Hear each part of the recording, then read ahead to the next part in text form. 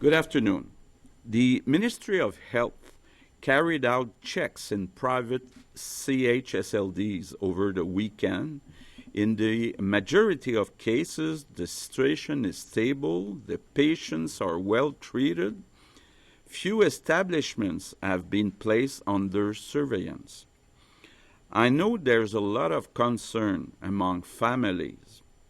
Even if the situation is far from perfect at the moment, I want to reassure you, in the vast majority of CHSLDs and residences, people are cared for by dedicated staff, and where the situation is critical, we're sending people. Later today, we'll be adding some activities to the list of priority services. Home building, among of them, protocols have been developed with public health to ensure that work is safe. I know the situation is tough on everyone, in particular in certain places, but I want to be clear, the general situation and outlook get better.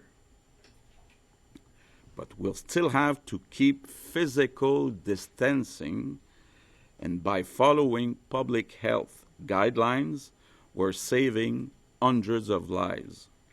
Courage, everyone. Good days will return. Thank you all. Good afternoon to all of you. Mr. Legault, you're sending an appeal to Quebecers to invite some of them to become orderlies. And you said that these préposés aux bénéficiaires, orderlies, and you said that the situation was critical even before the outbreak. But now, when you look at this, and you knew that the staff was not sufficient in seniors' facilities, and we look at the strategy to basically transfer patients into CHSLDs from hospitals, do you have the impression that we just made the situation worse, spreading the virus in doing so, transferring patients to CHSLDs, knowing that or other long-term facilities for seniors, knowing that the staff wasn't sufficient? First, we have to come back to the facts. We've transferred about 1,000 patients in what we call RI, ressources intermédiaires. That's it, that's all, okay? So it was new places for these people to liberate, to have more beds available for people suffering of COVID-19. I think it was the right thing to do. But we haven't increased the number in CHSLD. Most of them were already full. So it's really in intermediary resources that this 1,000 people have been sent. But like I said, we had a shortage of workers before the crisis. And that's why we are negotiating with unions since some time to increase their salary by more than the other employees of the government. But it's not easy. Usually, unions, when they negotiate with the government, it was like that with the Parti québécois and the Liberal Party, usually they ask for the same percentage of increase for all employees. And that's not what we suggest. We suggest that there be a real larger increase for these people, because right now we have to send a message. We don't have enough students studying. There's not enough attraction to work. And it's more than that. Because we have a shortage, the job is tougher than usually because there's a shortage. So there's even less attraction. So we really need to increase the salary. That's why we've put temporary premiums, but it's not enough. People, they want to know if it will be on a permanent basis, and that's why it becomes urgent to negotiate with unions an increase. Yep. My second question is for you, Mrs. Blais. the weekend must have been horrible for you, seeing what was happening at the Heron CHSLD and being a caregiver in the past. Do you have the impression that when you see seniors that have been left malnourished, dehydrated, do you have how the situation, the strategy should change for seniors having caregivers with them, helping them now that they have been banned from those visits since mid-March? How the situation should change rapidly?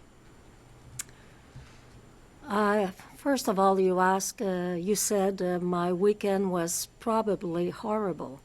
I came back in politics to take care of seniors and to take care of caregivers. You know, it's a mission for me. It's a passion. Of course, when I see these type of situation, you know, I cannot be, like pragmatic. I am emotional. And we were discussing this morning with Dr. Arruda, when can caregivers coming back in CHSLD to be able to be there? But we have to listen to la santé publique. It's very important because we don't want another wave. We don't want this situation coming back again.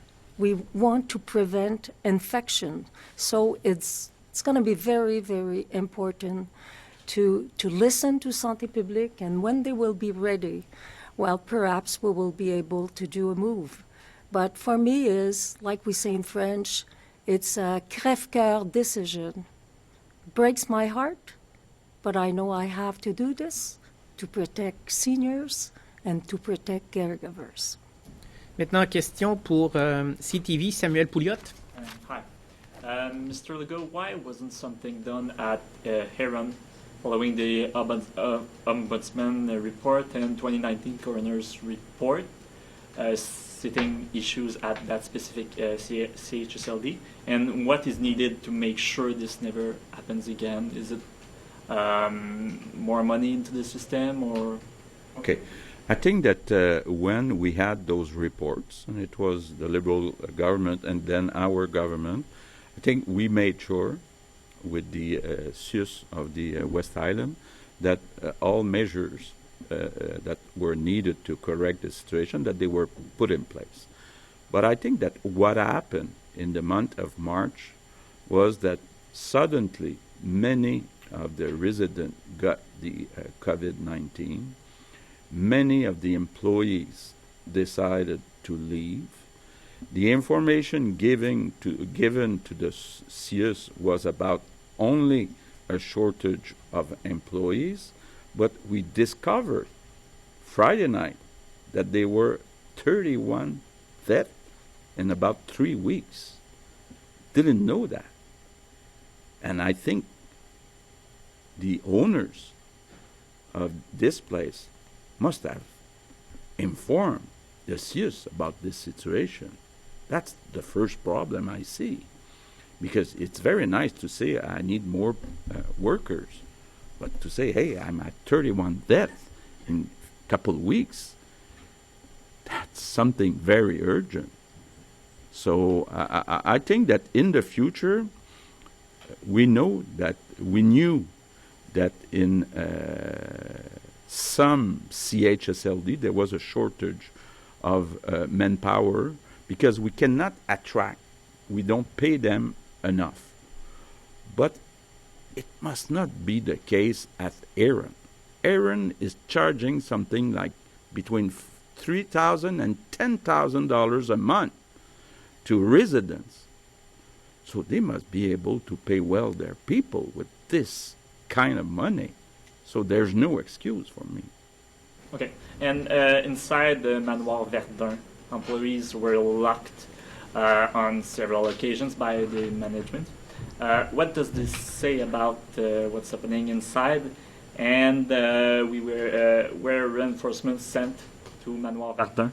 Okay. I've asked that we check what happened at Verdun. If this happened, it's unacceptable. You cannot lock employees inside and force them to stay inside. It's unacceptable. But I want to check first if it's true. The owners of the residence Heron are blaming the CIUS West de Lille for the disaster. They say they asked for help but did not get any. Can you react to this? Who is to blame? Well, first we'll have 3 inquiries, one from healthcare, one from the police, and one from the coroner.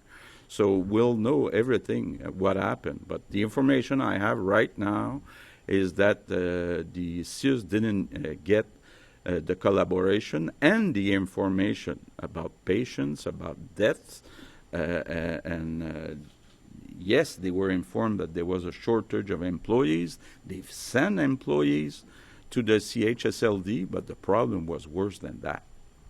Next question is for Dr. Arruda from Filotier. The projection is that Quebec will hit a peak number of cases this week, April 18. Is that still what you see on the horizon?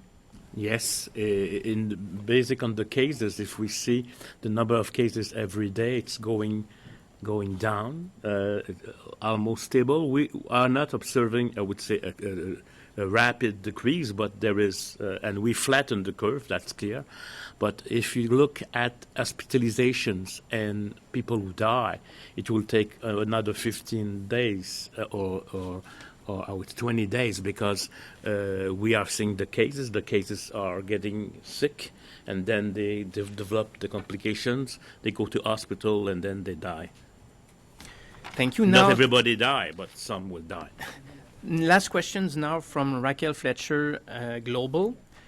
Should the CIUS de l'Ouest de Lille have intervened earlier in the case of the Heron CHSLD? How much responsibility belongs to the CIUS?